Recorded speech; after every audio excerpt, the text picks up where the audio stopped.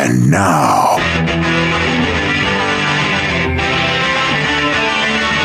it's the Still Unnamed Podcast with your hosts, Pete and Mark. Hey kids, and welcome to another exciting edition of the Still Unnamed Podcast. I'm Pete Salas along with Mark Rodriguez of the Southern Isles. There you go. Welcome back. Happy Taco Tuesday. Welcome to episode, I don't even know. I've lost count. I think it's 33. Do you have to count them off every time? What do you mean? Like, hey, welcome to this. I mean, I think it sounds a little bit more professional. I don't think it kind of fleshes out the intro. The big guys do not say, "Oh, this is number." Well, I know it's that. It's my birthday. I survived another week. There's a couple podcasts who do their intros like that. I've heard. No. You know? Yeah, but I've noticed that a lot of them don't keep very good count because that's true. Whoever produces it keeps good count because it's titled properly. Yeah. But then they're like, I don't know, episode 607. Welcome to Jibba-da. Yeah, welcome to Jibba-da. I'm Jibba-da. And I'm Jibba-dibba-doo.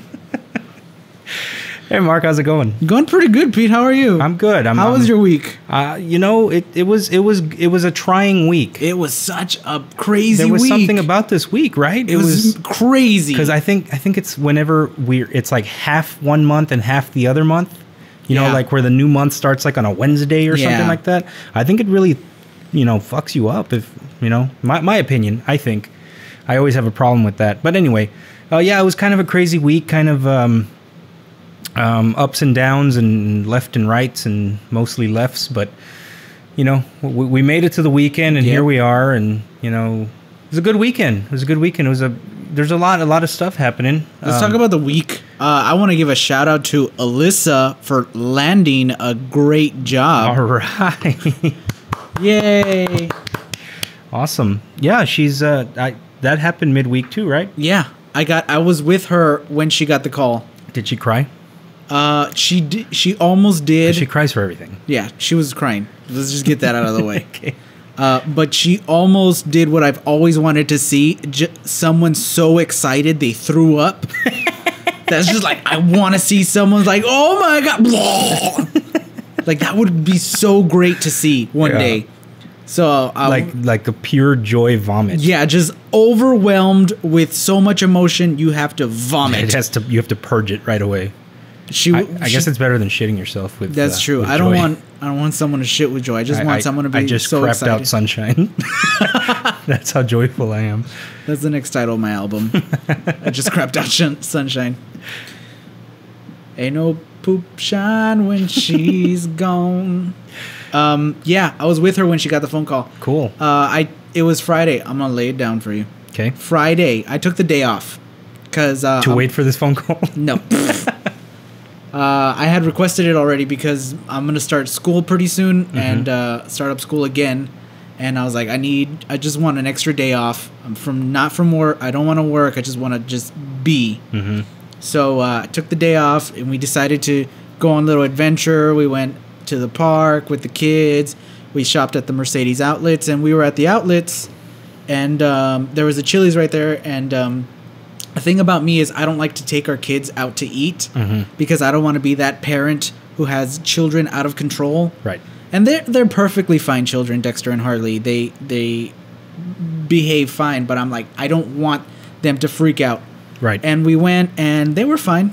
They were sitting, they were eating, they didn't scream for no reason. But we didn't have any cell phone service. And as soon as we walked away from Chili's to the car and we're starting to drive home, she got a little a voicemail from her potential boss. She was going to hear today or that day whether or not she got the job, and she hadn't gotten the phone call yet. So they were going to call even if it's a no? Even if it's a no. Oh, that's good. It's considerate. Yeah. But she got the phone call. There was a message, and all he said is, "Hey, Alyssa, it's blah, blah, blah. Can you call me back?" Uh-oh. And she's like freaking out. She's like, "I had my volume up, and I was waiting for this call. I don't know what happened." And she immediately calls it. By the way, we missed the voicemail says, "Oh, you missed this call like a minute ago." Right. So if we were like a fraction like faster, then we probably would have gotten the call. Right. So she missed the call. She calls him back to the cell phone because he says, okay, call me back to this number. So she calls back and straight to his voicemail. Mm-hmm. She's freaking out. She's like, oh my God, what's going on? But that's a good sign, right?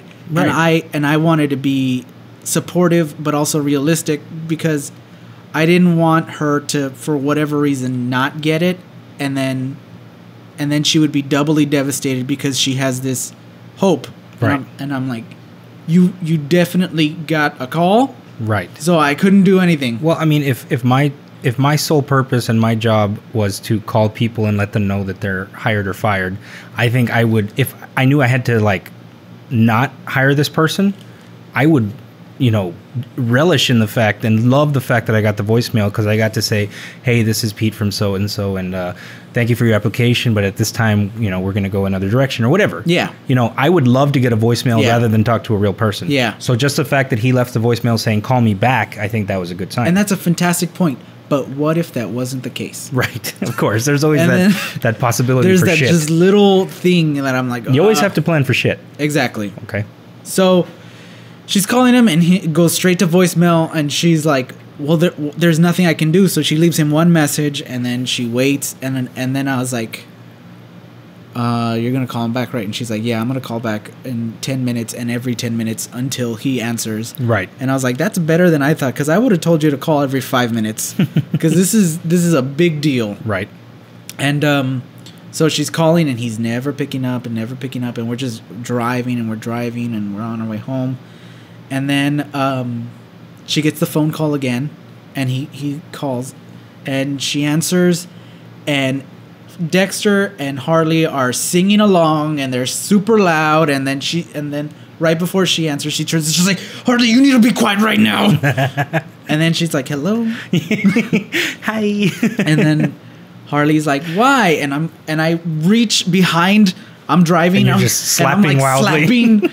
I'm trying to just trying to like shut the fuck up.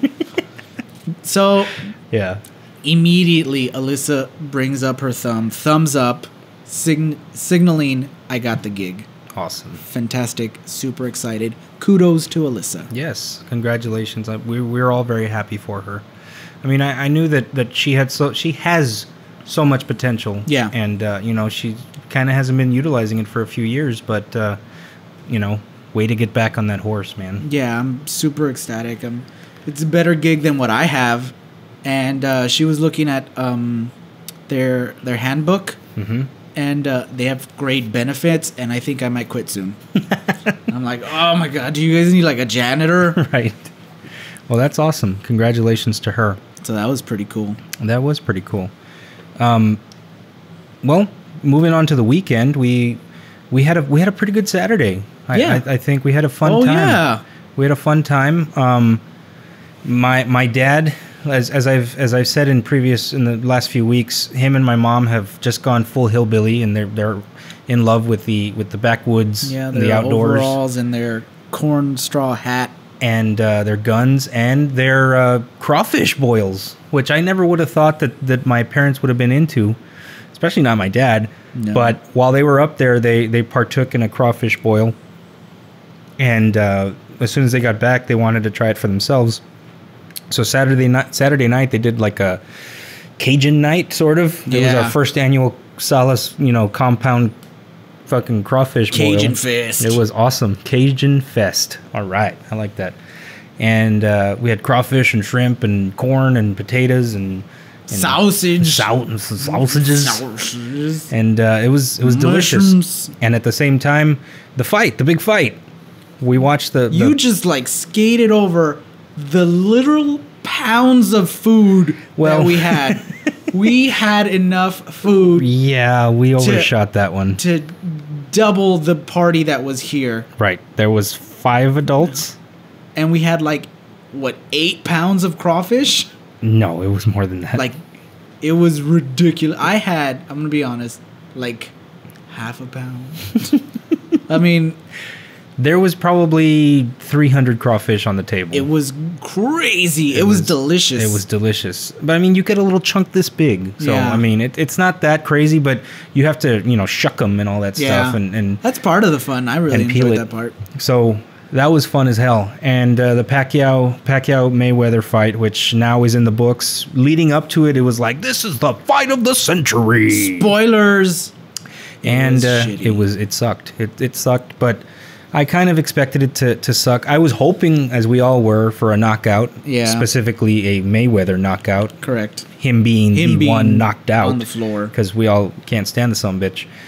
But, no. He beats women, Pete. Yeah, and he flaunts his money, and well, you know what? I'm going to go on a limb, which, someone beating women, what a piece of shit. You know what? Fuck Way to that take guy. a stand. Fuck that guy. But I think your decision. his bigger crime in my eyes, he's friends with Justin Bieber. Yeah. Yeah, he is. You don't come back from that. You know who Pacquiao's friends with? Jimmy Kimmel. Dressed as Run DMC. His Reverend Run from Run DMC was walking him to the ring. And Pacquiao's just a cool, nice look. He's a nice dude. He's a cool looks guy. like a cool guy. He sings. He's like a senator or something. Yeah, he works in like the government where he's from, and he does albums and he sings and he like shows like, yeah, what's going on, guys? He has like a sense of humor. And this is unconfirmed, but I think he brought a puppy back to life. That's just that's what he looks like. I cannot deny that he didn't do it because I didn't see him not do it. Right. Yeah. So he's an overall better guy. He's a tremendous fighter. I really enjoy his matches usually. Is it because he actually participates in the matches? Yeah, because he actually boxes. He tries to fight and he goes at you and he fists are flying. He doesn't like duck and dodge. He tries to beat you. He doesn't hug, which there was a lot of hugging in that match. So much hugging. It was bizarre. It was like a self-help group. Like there was just so much hugging going on in the ring. All the memes. Right. All of them. Yeah, Facebook was hilarious that night. Hilarious. So I appreciate everybody who participated in that, making funnies to look at in between rounds. You made a funny too. I did. Which was true. I think everybody was watching the fight for 3 minutes and then they would immediately go to Facebook and look at different different trolls and different things that people were saying. So it was pretty fun. I'm not an avid sports watcher, so I can't. But this I recognize coming in. I'm like, this has the potential of being a great fight. Right. There's two great fighters. Well, there's one really great fighter, and then there's a guy that's undefeated. Right. And he just, I felt he didn't bring shit to the table. He didn't. I mean, people wanted to see a fight, but he went in to win. Right. And I can recognize that he's just going in for the win. He doesn't care about what people want to see. Right. He just wants another notch saying that he won. Exactly. And, some people have been saying for the last few years that Floyd Mayweather is, this generation's Muhammad Ali. I said that last night because I'm parroting what other people have said. Correct. I don't believe that personally. But, I think the difference is that, yes, Muhammad Ali, he invented that rope-a-dope thing where, like, he's constantly moving and, like, tiring the other guy out, and he's not throwing a punch. He's just moving and moving and moving and moving until the guy is just so tired that he just knocks him out with one punch. That's his thing. But there was a fucking punch at the end. There was no punches from Floyd Mayweather. Oh man, it was so heartbreaking. It was like at the every time I heard the I was like, here they come. Right. For the last 10 seconds they're gonna come in and really just but no, like Mayweather would just fucking run to the other side of the ring and he's like, hey, we only got 10 seconds. Right. Calm down. Let's take our breathers already. So anyway, that was kind of disappointing, but at least we got to see it for free. Yeah. That's pretty cool. Thank Mexico. Yeah, thank Mexico played it for free on their TV stations, and us in South Texas, we got to, reap the benefits of that, so that's cool. Other thing that happened this weekend is we watched the Avengers. Yeah, we did. What do you think? What'd you think? honestly, it was good. I like the fact that there was more storytelling than action. There was like 2 main action sequences, one at the beginning and like one at the end. I don't know. There was like, I'm gonna say a solid maybe 3 or 4, because that battle with Hulk and the Hulkbuster. Oh, that was cool. That was pretty cool. But I liked it a lot. I can see, and you had said, because you actually watched it Saturday before I did. I barely watched it on Sunday. That they didn't do anything about Civil War. I have to disagree. I think they planted the seeds for Civil War. I don't know, because I mean, yes, Tony and Captain America. I can call him Tony. We're tight like that. Right. They were like butting heads. They were kind of like just like not seeing eye to eye. Right. We're gonna go. No, we're not gonna go with spoilers, right? Nah. There's really not really much to spoil. Right. I mean, we can go as. Let's just talk. Yeah, let's just talk. Okay. Potential spoilers, but probably not. Right. There's not much to spoil. I mean, there's a bad guy named Ultron, and they're not going to let him win. So, you know. He wants to defeat the world. Right. He is artificial intelligence. He was created by Tony Stark, and he was powered by by Loki, the Loki Pokey stick. I think. I mean, this is just first impressions. My opinion can change. This is not the internet. Oh, this is the internet. Yeah. But first impressions, I think I like this film more than the first one. I did too. I think the first one was a good. We're establishing the world with everybody in it, and this one it got together a lot faster. Right. I mean, it starts with them already Avengers assembled. Yeah. And they did that, you know, that 360 camera thing that they like doing, where they're like, everybody's here and we're all united front. So. Oh, I kind of got shitty seats. Did you? I went to the bistro. Have you ever been to the bistro? That's where I went today. Yeah. It's fantastic. I like it. I liked it a lot. I had never been there before. I mean, that's where I went Sunday, because today's Taco Tuesday, right? Yes. Anyway, go on. Magic of the internet. But yeah, I'd never been there before. I went there. I'm sitting on a love seat, and there's like a table tray. I didn't eat anything, and it's great. I'm probably gonna do that more often. The tickets aren't even that. They're not more expensive. I don't think that they're more expensive. I really don't. And it's assigned seating, so that's the best part. Exactly. So you can't be so like. So who assigned you shitty seats? Rod motherfucking Sanders. Oh my god, that guy. That guy. We just became Facebook friends. Did you? Yeah. Grats. He talks about cats. That's not true. You know what I've noticed? He doesn't listen to this, so I'm gonna talk shit real quick. Okay. We'll have discussions like you and I talk, and we'll just talk at work and whatever, and then we'll start laughing. He'll say something funny, or I'll say something funny. If he says something funny, I noticed about 2 days later he'll post it to Facebook. Oh, so you know what? I do that too. Like you test. It's like a test audience. Exactly. Yeah. Like he tried it out and he's like, "Does this work?" Right. And then I was like, and then laugh, and then sure enough, I can't blame him for that, because I do that. I mean, too. I'm not gonna say I'm not saying, oh, what an idiot. I'm just saying I've caught it, and I find it funny. Right. Mostly. That's funny. I do that with I'm in a ongoing group text message chat thing with Edna and Elisa. Yeah. The three of us. We've had a chat message thing going for like almost a year now. Where I haven't deleted. I don't know if they've deleted the conversation to start a new one. But anyway, I can scroll back, and several times like I've said something in a shortened version, and I get an LOL from both of them.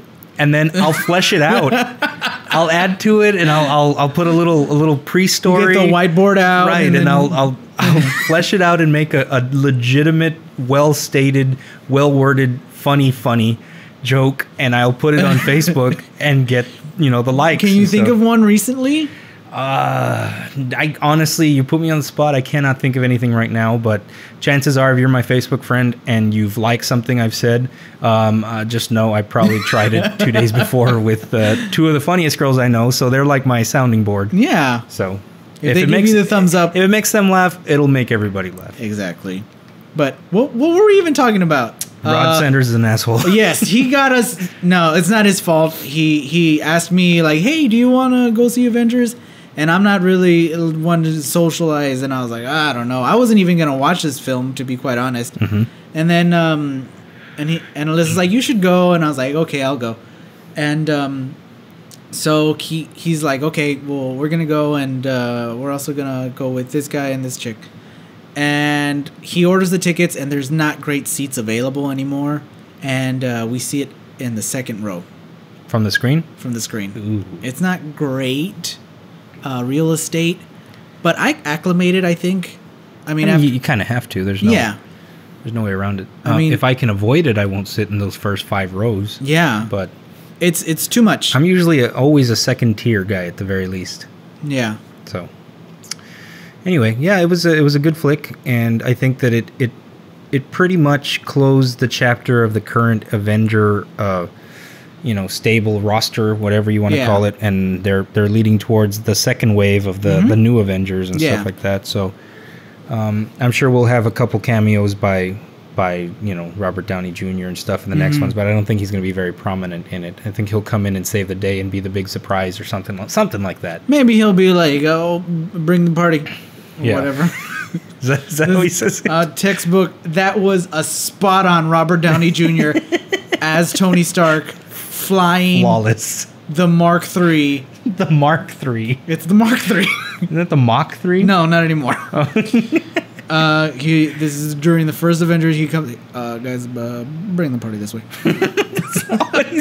Yeah, he's like, incoming guys, here comes the party. Now you're changing it. No. I'm improvising gotcha. as Tony Stark. That's how he's the party. I'm gonna bring the party. What's that? I'm bringing the party. I'm bringing the party. I could come here. I could go there. I'm bringing the party. What's going on? Oh my god, it was good stuff. Yeah, it was a good movie. Ultron, voiced by the incomparable James Spader. He was good. He was very good. I really thought that he was going to be a little bit more like Robotronic. Yeah, from the previews and the trailers, I thought he was going to be less. I'm going to go with human. Yeah, I mean artificial intelligence. I guess. But even still, like it was cool. There was some there was some James Spader mannerisms in there. Yeah, and just kind of the way he says things. He had personality. Yes, he gave personality to a robot.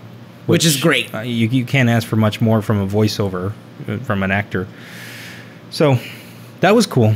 I highly recommend it. And it kind of there is no after credit sequence. There is a mid credit sequence. That is what you read is correct. It's not a hoax. So the mid credit sequence pretty cool. It's going to set up the next wave, which I think is finally going to. The Avengers universe and the Guardians of the Galaxy universe are, I think, going to mesh for the next one. I'm going to say something that's not really spoilerish, but Thor referenced the Infinity Gems. Yes. And he said that the Asgardians have recognized that there have been 4. Mm-hmm. Did we miss 2? There's supposed to be 5 of them. Well, yeah, but he was like, "Oh, in the past 4 years, we've noticed that there has been 4 in our radar." Okay. Flawless Thor, by the way. I'm so good at all the things. You are so good at another. No. Bother. Okay, I think that was Pooh Bear. That was Thor as Winnie the Pooh. Oh, I love that bear. No. Oh, bother. What was I saying? Okay, yeah, there's the Loki Pokey stick, which is the blue one. Yes. And then there was yellow. No, and the blue gem, but it turned yellow because remember they took it out of. Okay, so it's blue. That's 1. Okay, so I guess yeah. Then there's the purple one from Guardians of the Galaxy. Then there's the red one from Thor. Okay, I didn't Thor: The Dark World. Okay. And then there's the Tesseract. I think is one of. There's one inside of that, which is that cube, the white. Oh yeah. You're right. You're absolutely right. So I don't know what I'm missing, but no, he referenced 4. Okay, so then that's it. So I was just missing the reference to the what 4. Yeah. Because I was aware of 2. I didn't see the Thor: The Dark World, okay. So I wouldn't catch that one. But I didn't remember that in Captain America because I'm not going to see all. What is it? 6 films? yeah, you just don't have time for that, I guess. No, I'm not going to see 6 films before I see one film. I mean, I got the gist of it. They're back. They're superheroes. Yeah, they fly around and shit. Yeah, one of them's like, on the party. And I was like, whoa. And then there's the Hulk. He's like, rah. So, good movie. Highly recommend it, as I knew it was going to be. Yeah. Not going to lie, like, I'm still more excited about Batman versus Superman, and more so Star Wars. Did you get the trailer on your print of it? The Star Wars? The Star Wars one? The one that we already saw? Yeah, I mean, but did you see it in the big screen and all that stuff? Oh, no. It wasn't on yours? Okay, they showed it before mine. We got in kind of late. Oh, okay. I would not. I mean, we missed a few of the trailers, but I would not be able to hang out with you because I would just hate the rest of the evening. The movie would be ruined. I was not late. If I was waiting on Chris Collins. I'm calling you out, brother. Well, let me tell you something, Chris Collins. Well, anyway, good movie. Segueing now to something I wanted to bring up. Before you bring that up, okay, I want to give a quick shout out to my friend Kane. He hooked me up. Kane. Kane Rodriguez? Kane Rodriguez. Oh, he's a big fan of the show. Yeah. He hooked me up Free Comic Book Day. Really? Yeah, he kind of is part, but not really, co-owner of a comic book shop. Okay. Creature Comics, I believe it's called. It's in Elsa. Is that where it is? Okay. I was going to ask you because I saw that you checked into that, but I didn't see where it was located. Yeah. It's a great little place. If you get a chance, go check it out. They have a lot of cool stuff. He was like, hey, I'm going to be there. I'm going to take my daughter. I'm like, oh, I'll go and take my daughter. And they didn't hang out. I don't know. But I walk in. I take like 2 steps in. He hands me a stack. He's like, boom.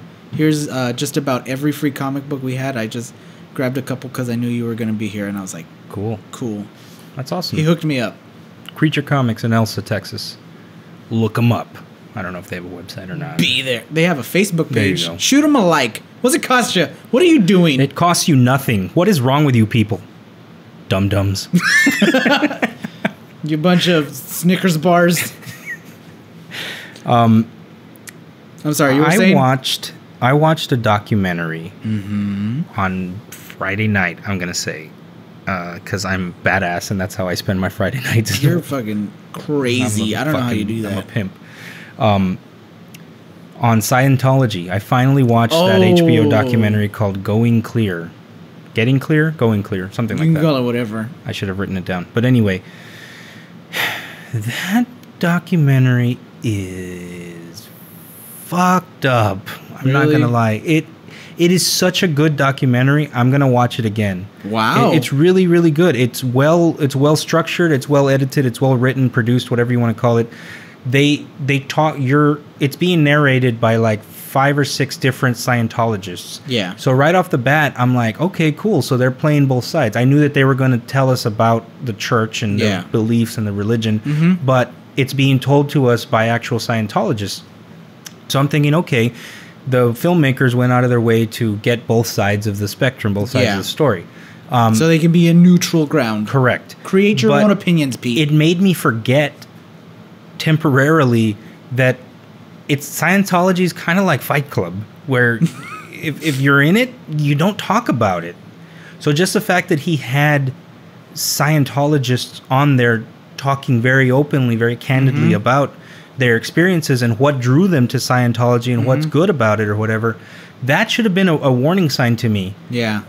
But midway, it got me. That's what I love about good documentaries is when they just take a left real quick and it's like, what? And it's like each one of these people was telling me why I should join Scientology or what's good about it until they get to the point of why they left. Yeah. So these are all former Scientologists. Nice. But the way that the movie is edited, it I don't know. It just you're like on a journey. You're first optimistic, and you're like about to join this fantastic club, right? And then you're like, oh wow, this is good. Going with open eyes and just so anticipation filled. That's a words.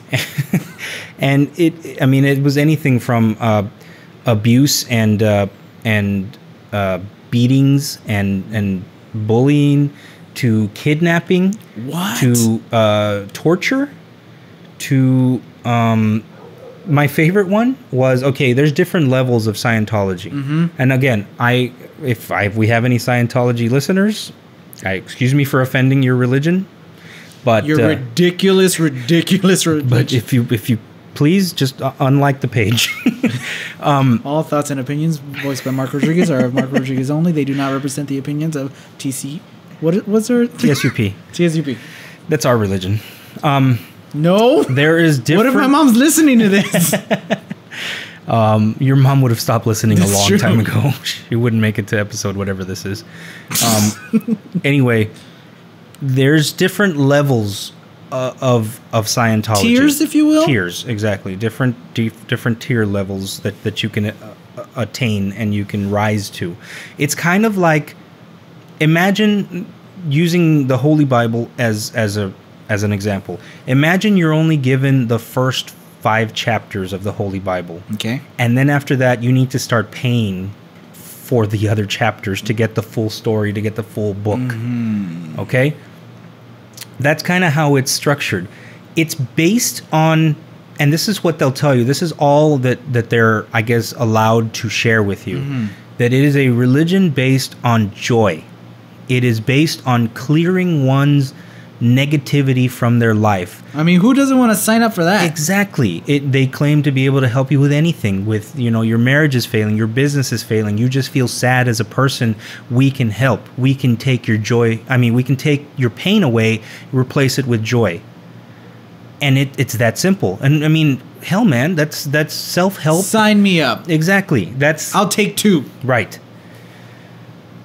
But what they don't tell you is, like, that's all well and good, but, like, if you really want the joy, you got to start paying for it. You got to start making donations, and you got to start doing this. And that is where it extremely differs from most other religions. Everyone has their quirks and their problems with standardized, organized religion, corruption and whatnot. Yeah. But for the most part, you get the full teachings of your Savior on day one. Yeah. This is everything. Everything you need to know. If you want to live the Christian life, read this book, cover to cover. Done. But in Scientology, like I said, you got to start paying to get higher and higher. And they have these different levels and different tiers. And you keep growing. And the highest you can get is OT 8. I forgot what OT stands for. Again, I should have written it down. But overtime. OT, yes, your 8th level of overtime. So my favorite one of the stories of the former Scientologists was a lady who attained OT3. So she didn't even make it all the way to the top. Who knows how many thousands of dollars that cost her to get there. Yeah. And what she had to give up and whatever. But when you achieve OT3, you are given, like, photocopies of handwritten scrolls, handwritten notes by L. Ron Hubbard, which he wrote back in the 50s or whatever. Yeah. You are given these. You have earned the right to read the handwritten scrolls of L. Ron Hubbard about the truth about Scientology, about where it started and about how the civilization started. And in those scrolls, they read like some sort of a second, Kmart version of a Star Wars novel. Because that's where he tells you about the different planet that existed that was much like Earth, which this overlord named Xenu came in and he destroyed that civilization. He took their souls, he brought them to this trash planet, which is our current Earth. Yeah. He put their souls in volcanoes and he blew them up with A-bombs and just different. It's like This so sounds bizarre. ridiculous. He was a science fiction writer. He was a science fiction writer. Yes, he was a very well-known science fiction writer. He wrote for different magazines and different comic books and different things like that. And he decided to create. He wrote a book called Dianetics, which, incidentally, I remember my grandparents had that book. I don't know why. I never saw them read a book ever, but it was in their house. I don't know where it came from or why it was there, but I remember it, and I remember the cover because it had a volcano on it. Yeah. Maybe they thought it was about eating right.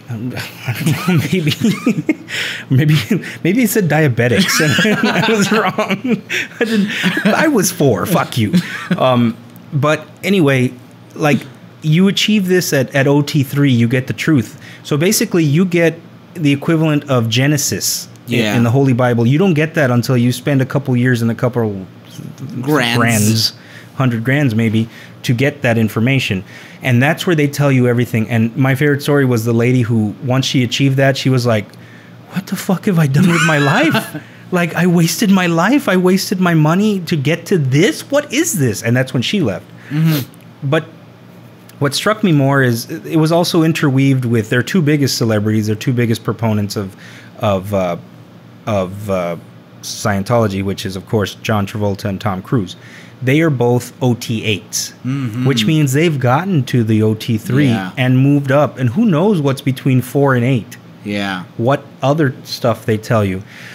But, I mean, you know, they're both seemingly intelligent people. And it would appear so. And, you know, the only interview that they had, which Travolta and Tom Cruise declined to be interviewed for this movie. So they have like archive interviews that they've done in the past. And they sound like brainwashed robots. Now that you see those interviews again, because he is saying word for word like what you're supposed to say, which is it's a religion based on joy, and who doesn't want that? And you know, it's kind of like they tell you as much as you need to know to get you in. And hey, John Travolta's telling me that, dude, I love Pulp Fiction. That is legitimately my favorite movie. Why wouldn't I want to be in the same? This is so weird. It's so weird. Up your nose with a rubber hose. So it was really bizarre, and it's a really good documentary, and I'm gonna watch it again. I want to watch it. I think you should. It sounds really good. Let's watch it tomorrow. Let's watch Gotham. I mean, hey, say what you will about religion as you know as a whole, and we've kind of tiptoed around it on previous episodes, but I'm not going to knock anyone's religion. If that's what you believe, that's what you believe. But I can still say, in my opinion, that is really stupid. Yeah.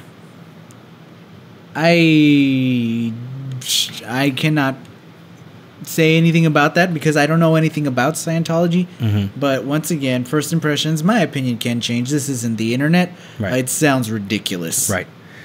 And then, I mean, there's other stories that were told about, you know, like I said, the kidnapping and the woman, like, for a while, Scientology only existed, if I'm remembering correctly, it was like on a boat. Like L. Ron Hubbard took his followers like on a little cult cruise, if you will. Yeah. And that's where they existed, and those are people that lived with him on this boat while he was the captain. And this was the early days of Scientology. And, you know, the women that would get pregnant, some of them were asked to get abortions, or like their babies would be taken from them and raised in like a Scientology for baby course. Terrible. So this woman's telling a story. Like my heart is breaking right now. This woman who was actually John Travolta's assistant. She was like she was the bridge between the church and John Travolta. She was one of the ones who got pregnant and got her kid taken from her and was kept in like a daycare while she worked.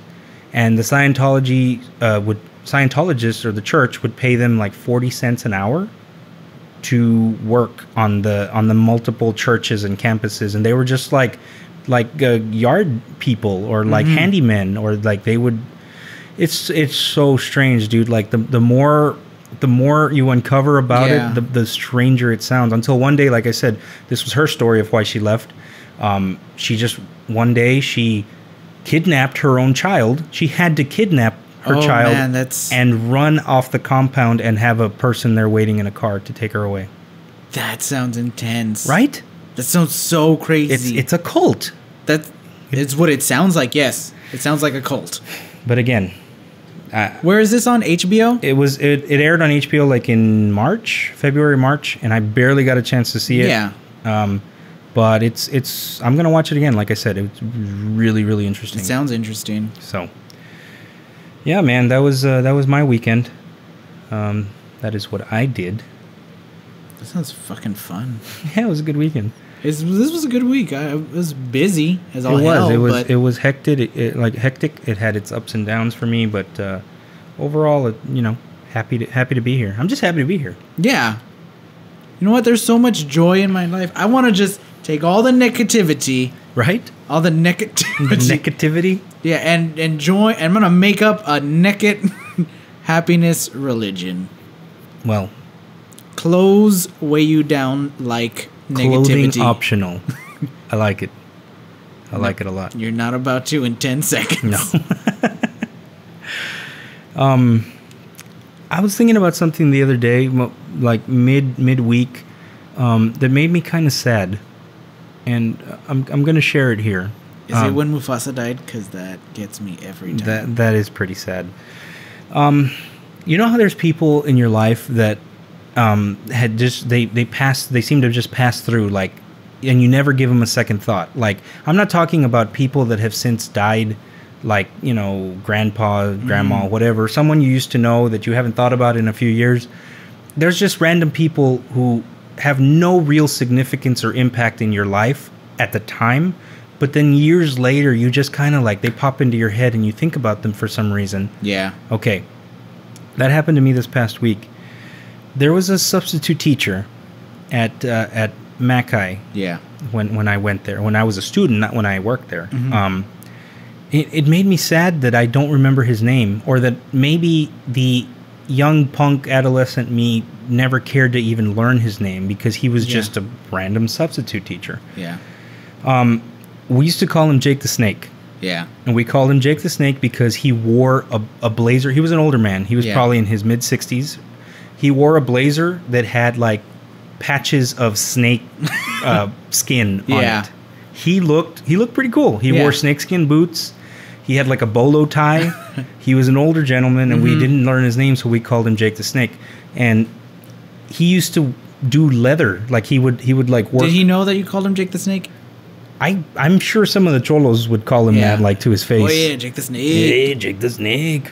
But it made me sad because he was such a nice man. Yeah. I remember in my good memories of this man. And I remember that people would laugh at him or talk about him behind his back because of how he dressed.